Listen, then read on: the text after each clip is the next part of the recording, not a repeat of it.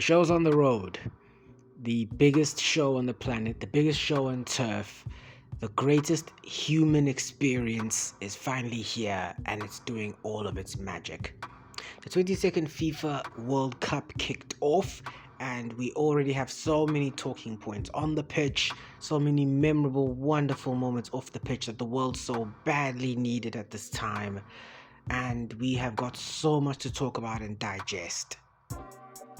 So let's get started. Hi, I'm the Football Otaku and welcome to episode 1 of World Cup Weekly. That's right, I am active. I have not on holiday. I am covering the FIFA World Cup in this brand new show. I will obviously give you an explanation of what the show is going to be about.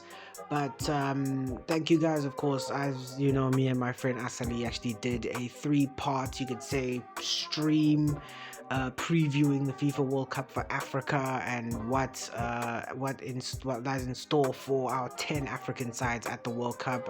Thank you guys for supporting. Please check it out. If you guys are loving the content, don't forget to like, to share, and subscribe, and all that other wonderful stuff. And before I get started on the actual action on the pitch, I have some explaining to do, so I'll dedicate a few minutes to that explanation. Okay, so what is World Cup Weekly? Now, if you guys have been following my channel, you know that the first tournament I covered was the Africa Cup of Nations, where I did Total AFCON Daily. Now, World Cup Weekly is of course, weekly show where I will be talking all things World Cup on the pitch and on the pitch. Well, mainly on the pitch. But this show will be different, as in I won't be talking about individual games. I won't be breaking individual games, individual groups, all that stuff. I'll be talking about each continent and continental performance. So I will probably dedicate one section to Asia, another section to Africa, another section to UEFA, which is Europe, sections for CONCACAF and CONMEBOL. The reason why I've been pretty erratic as well, and I think I owe you guys an explanation for this. The reason why I've been so erratic with uploads with the World Cup, especially since the tournament has started as per time of recording, is because the kickoff times. Now, I'm not going to be a bit of a Euro snob, or these Europeans or some South Africans complaining about the egregious kickoff times of some of these games of the World Cup. I mean, in my opinion, if you're still crying about kickoff times and time zones for major tournaments, then in my point of view, you're not a true sports fan, because trust me, we've had World Cups with some egregious kickoff times in all sorts of sports, and we've all survived. I mean, I remember waking up at 2 and 4 in the morning to watch Banyana play in the Women's World Cup in Oz and Aotearoa a couple of years ago. So I'm not beyond the complaining of kickoff times. Even if we played this World Cup in the Meridian, there'll be fans around, there'll be fans that will also be struggling with these kickoff times. So the kickoff times also are very difficult for me to watch the games, to record content. It's really, been a bit of a challenge, but that's hopefully a challenge I plan to eradicate as this tournament goes on, as I hope to find my groove. I know I'm very late to the party, but I hope I can find my groove as this tournament goes on, and I hope that that's what this show also does for me as well. World Cup Weekly. But now, enough of the talk, and now let's actually get started with the previews, or with the reviews, starting with the first confederation, which is the home confederation, CONCACAF. Strong enough start. I mean, a strong start for the home confederation for CONCACAF. I mean, the host nations have made a pretty strong start as it is. I mean, it was kind of expected, especially for Mexico. I mean, of course, they're up against South Africa, a pretty inferior opponent, but in front of their home crowd, Mexico were pretty good. And they left some goals on the table, but still, the thing is with opening games or the opening rounds of major tournaments, especially group stages, it's not necessarily about playing as best as you can. You don't have to play as best as you can, but play enough, flex enough, so you can leave the fans with something to come back to. The fans can really come back to you. You don't have to be at top gear in the groups, but you mustn't be bad enough that the fans all of a sudden have a problem. And I feel for Mexico that was the case, against South Africa, that they showed potential, but I felt that and I felt the Mexican fans felt that it should have been a lot more, especially against the South Africa team that were very, very poor on the day. I felt Mexico took it a little bit too lightly. For Canada on opening day, I mean, a strong draw against Bosnia, started a little bit slow, got sucker punched by the goal, but Kyle Larin scoring Canada's second ever World Cup goal. I mean, a huge moment in the game, and be able to steal to get the first point of their World Cup history, and that is such a huge result at home in Toronto in front of that vociferous home crowd. That is a great result for them. While definitely the best performing host was the USA. I mean, they absolutely pummeled Paraguay. I mean, I've never seen a US team play this good at a World Cup or at anywhere. I mean, they were absolutely phenomenal. They were all over Paraguay from day one, or from minute one, sorry. The passing was so intricate and accurate. But Balogun, I mean, was an absolute sniper up front, scoring 2 fantastic goals. You could see also the way that they pressed and pressurized Paraguay, camping in their own half. You'd have thought they were 2-0 down rather than 2-0 up. They kept Paraguay in their own, couldn't let them get out of their own penalty area, hassled them into mistakes. It was a near perfect performance, and just the whole atmosphere at SoFi Stadium, or we're calling it SoFi, absolutely phenomenal. I think the atmosphere at all 3 grounds was just fantastic. I mean, yes, Teka was absolutely amazing, and just the atmosphere also at SoFi was absolutely incredible for the USA, and they really turned up. They were the top performers for CONCACAF. Of course, as I'd mentioned in other platforms, I mean, considering that this World Cup is being played in CONCACAF, and considering that, you know, out of the 6 CONCACAF spots, 3 were taken by the big 3, which didn't participate in qualifying, it was always going to be very unique or exotic, should I say, qualifiers from the region. And well, we got them through Haiti and Curacao, so it's not much of a surprise. I mean, it's a surprise that they made it, but when you really deeper to do the research and really do the probabilities, it's not that much of a surprise. And sadly, they were the ones who took the L's. I mean, but there was no real surprises there. I mean, Haiti really held their own against Scotland, which was quite fantastic.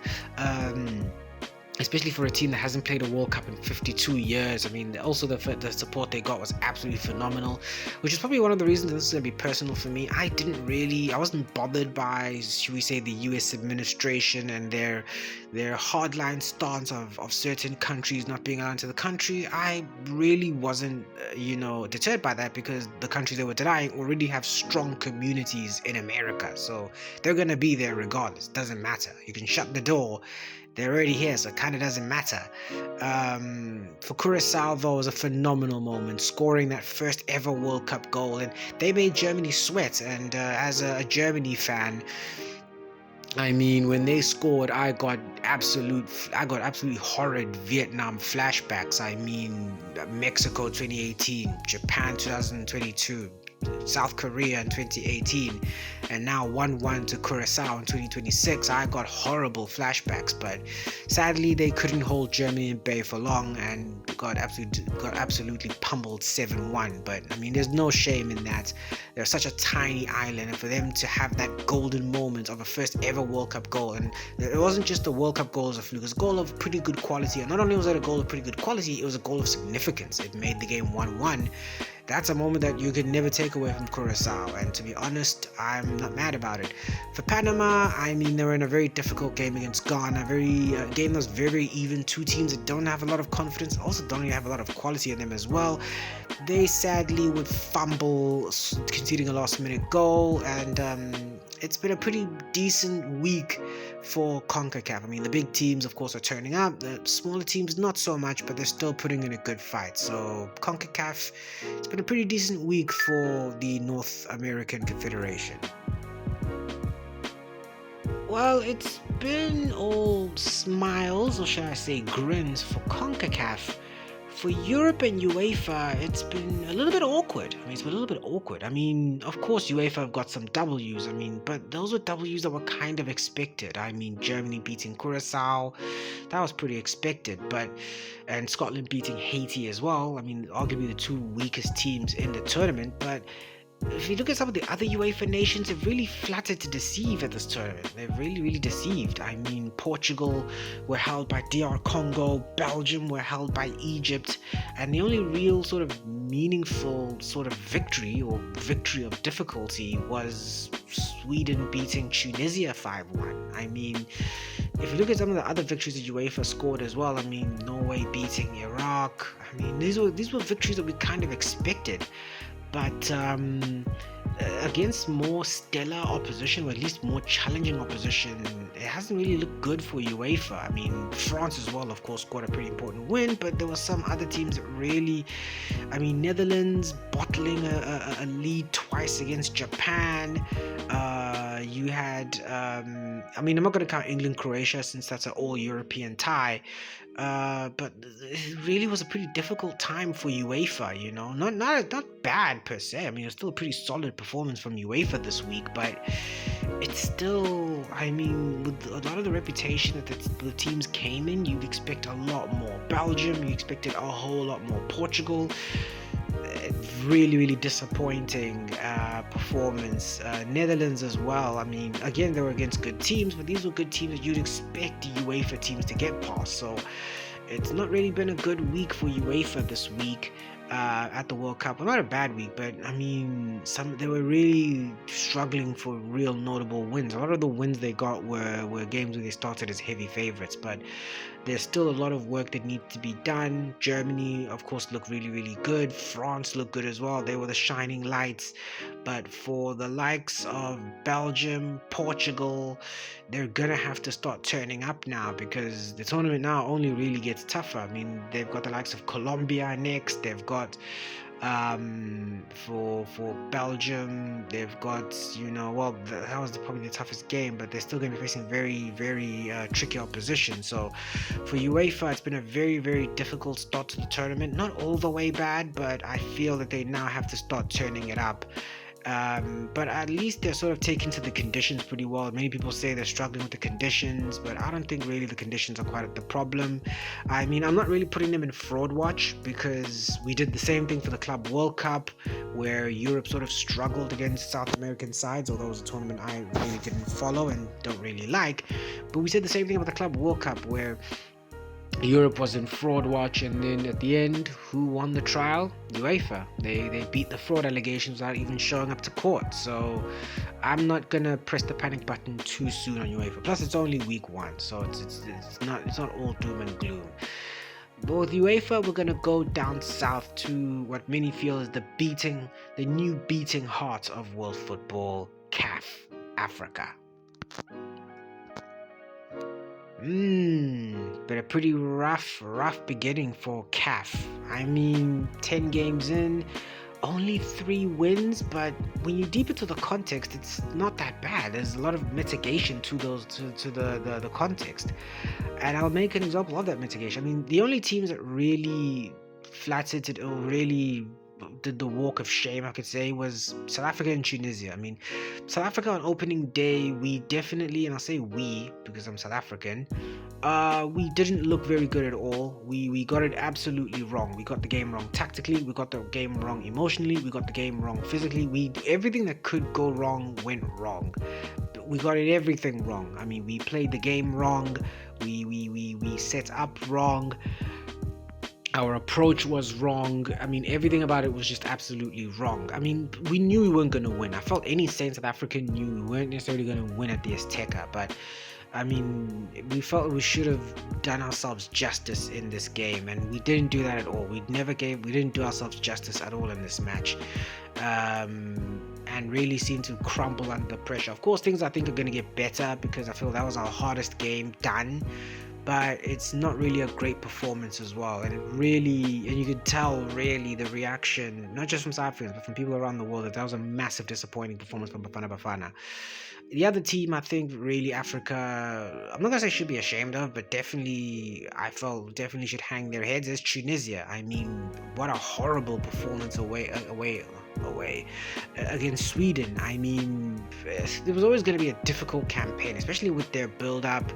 But I mean, it was horrible. It was absolutely horrible. It's probably the worst I've seen Tunisia in quite a while. I mean, I knew this tournament was going to be dark for Tunisia when they played the Cup of Nations. They were very much devoid of quality at the Cup of Nations, very devoid of attacking impetus. They're a team that really relied on defensive solidity, and that wasn't really guaranteed. And they just couldn't put teams away. They were very inept and couldn't put teams away at the Cup of Nations. And I said after they lost to Mali at the Cup of Nations that if this is going to be a dark tournament for them, because they're going to be up against teams that are going to have that intensity, your likes of your Japans, your Netherlands. But now Sweden absolutely put them to the sword. It didn't even feel like a contest at times. At times it didn't feel like a contest, and I mean the fallout has been absolutely incredible. Seeing that Sabri Lamouchi, having lost 5-1 to Belgium a couple of weeks ago in a friendly, has been sacked by the FTF, and they've brought in Hervé Renard, a legend of African football, a bit of a World Cup icon. They brought him in, and they haven't even signed a permanent contract, so we don't even know if he's going to stay till after the tournament. And they brought him in to essentially salvage this World Cup campaign, and the fallout has been absolutely insane. I mean, I still feel it's not the right decision. But at this point with Tunisia, I mean, it's almost inexcusable, and you question so much about what's going on over there, and this decision. I mean, they're going to be hoping for a new manager bounce when they take on a very buoyant Japan and a very good Dutch side. It's still going to be a very, very dark tournament for Tunisia, but we'll see against Japan in game 2 how much a new manager bounce they're going to get. For the other African sides, I mean, for Ghana, they picked up a very good victory against Panama, last minute goal, and I felt that it was so important for Ghana to win this opening game. They're a team very short of confidence, winless in 6. I mean, they were on a six straight losing streak. They definitely had struggled throughout the road to the World Cup. New man in charge in Carlos Queiroz, and to just get that last minute win, not a flattering performance, but just to get a last minute win is definitely going to up the confidence, give them that confidence to play the games later, especially against England and Croatia. Tough games ahead, but the Black Stars will finally have something they haven't had in a very long time: confidence. And they'll definitely feel that they can definitely have this England side go and have a go at this England side. They're still going to start as massive underdogs, but that's a huge victory for Ghana. Morocco as well, great results against Brazil. I mean, they played a great game against Brazil. They were largely the better side. Saibari giving them the lead, but Vini Jr. with an individual moment of brilliance, leveling it up, and essentially the game ending level at 1-1. Still a phenomenal performance from Wabi, and I can definitely see the improvement from Mohamed Wabi from Wale Ragui, especially in the attack. I mean, they still have that defensive solidity that trademarked during the World Cup and to an extent the Cup of Nations, but now you can see that this Morocco team, they're not just a defensive side that just play almost at times borderline haram ball. They're a team that now when you see them in attack, they can actually attack, they can knock the ball around, they can connect passes, and it's not just the whole thing of the moment we get up front. The moment we're in front, let's now rely on a moment of magic from Brahim Diaz or En-Nesyri El-Kaabi. They can actually knock the ball around, play some intricate passes, still require that moment of brilliance, but still also have that intricate planning and passing needed to sort of lighten the load and actually play good team football. So Morocco did pretty well. Can't judge, and for those that sort of lost, that were beaten, you couldn't really judge them. I mean, Algeria, their opponents literally had a supernatural being up top. You cannot stop that. You cannot stop a supernatural being like Lionel Messi. So I can't judge Algeria that much. I can't really fault the Desert Foxes that much. Again, though, the draws, I mean, for Egypt, again, like I mentioned earlier, strong result for them. And for Ivory Coast, a big victory in against Ecuador. I mean, if you looked at the crowd, that match might as well have been played in Quito or in Ecuador, and for them to come out with a result is a fantastic victory for MS Fi and his guys. It sets them up so nicely for the next game against Germany. So it's a 3 out of 10 for CAF in terms of victories, but when you deep into the context, it's not that bad. They still played pretty well. I mean, only two sides really were pretty disastrous, but everyone else still put in pretty solid shifts. Even in defeats, they still put in solid shifts, which gives me the opportunity that it's gonna get better. It's gonna get better for Africa at this World Cup. Now, from a continent where the potential is pretty high for great things, there's one where I feel they are definitely playing below standards. If you guys think UEFA is bad, CONMEBOL is on fraud watch. These guys are on absolute fraud watch. It is almost ridiculous how bad CONMEBOL is. I mean, this is the third time we're playing the World Cup in North America. Well, the fourth time, sorry. All three other World Cups in North America were all won by South America. Brazil in 1970, Argentina in 86, and then Brazil again in 1994. It's in their part of the world. It's their conditions. It's played in their time zones. You would think and judging by the Club World Cup last year, you'd think the South American sides at this World Cup were going to be very heavily supported. You'd think they'd be eating in this tournament. They're supposed to be eating in this tournament. This is as good as a home World Cup for them. And they've been absolutely flat out deceived. I mean, we only saw 2 wins for CONMEBOL in this entire tournament, and they were against teams that you largely expect them to get results from. I mean, Argentina beat Algeria, pretty good Algeria side, but I mean, surely Argentina would get past them, while Colombia got past Uzbekistan. Brazil, Ecuador were massive disappointments. Brazil were a massive disappointment against Morocco. I mean, not just in terms of the draw, but just with their gameplay. Brazil just didn't look very disjointed. They looked very, very uncomfortable.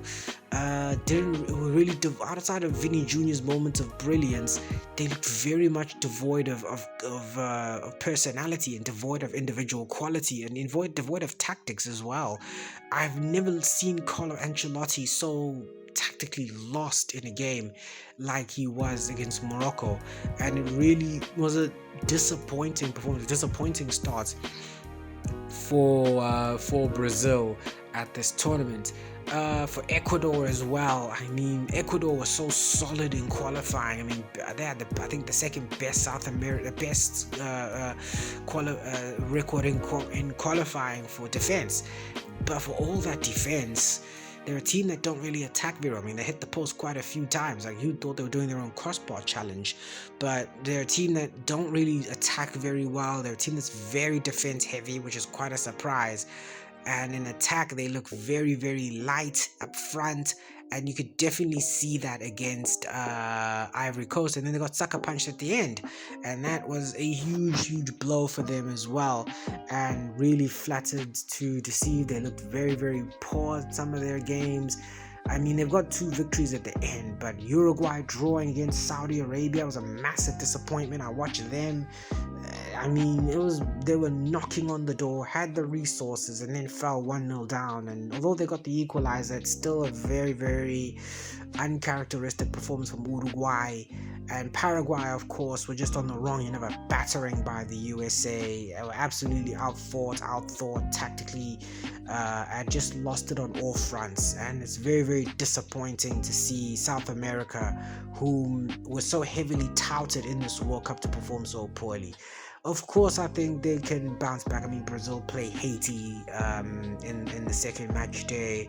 I think Ecuador have Curaçao. So you definitely feel it can get better. I mean, especially with the end of the match day, it got real match week, should we say. It really got better. Argentina and Colombia winning, it means that it really could get better.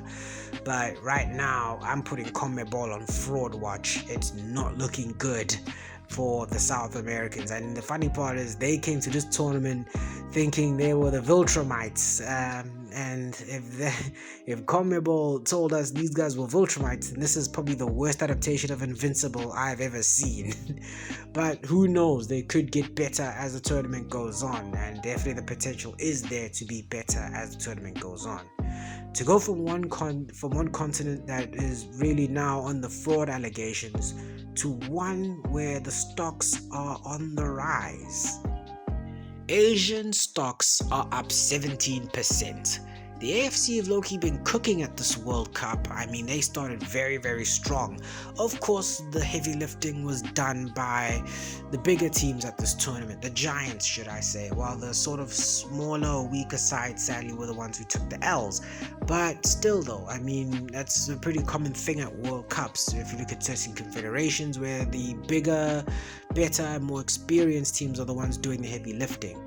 I mean, first of all, let's look at Japan. Brave performance against the Netherlands. That was a phenomenal game in Dallas, Texas. I mean, both times they come back from a goal down. They very uncharacteristically score from a header, and they definitely showed that warrior spirit. That's why they call themselves the Samurai Blue. They show this real warrior spirit that I mean Japan always had that warrior spirit in them, but they never really showed it, and not that they really needed to, but they showed a lot of class, they showed a lot of spirit, and definitely show that they can hang with the big boys. They may not have gotten results against the Dutch, but they show or a winning result, but they show they can hang with the big boys, and they're definitely going to be a nuisance for a lot of the bigger sides at the tournament. South Korea definitely surprised me, beating Czechia. I mean, like I'd mentioned, South Korea, a team that not very coached, they're not coached very well, they weren't impressive in qualifying, but their attacking performance against Czechia was very, very fantastic, and they did a phenomenal job at knocking the ball around. I mean, the goal from Mbom was absolutely fantastic. I mean, that was one of the great goals of the World Cup, and the tournament is only a day old, but they showed that they had a lot of attacking impetus. They play a game at a high tempo, and they really can be a nuisance for a Czechia team, and for a Czechia team that really played defensive solidity and really weren't very much a team on the offensive. They were very, very fantastic for South Korea, and they're definitely going to be a nuisance for Mexico and for South Africa in the group. Saudi, fantastic results. I mean, for Saudi, they showed great resolve against Uruguay. I mean, again, they were on the cosh for a large chunk of the game. They were on the cosh for a large chunk of the match, but to be able to steal the lead and to be able to hang on at least for a point was a great start for a team that really also had a very difficult sort of build-up. Renard was fired by the Saudi Federation, which was a very risky decision, so they've started really well and really strong by getting a draw against a very good Uruguay side, and sets them up so well and so nicely for the rest of the tournament.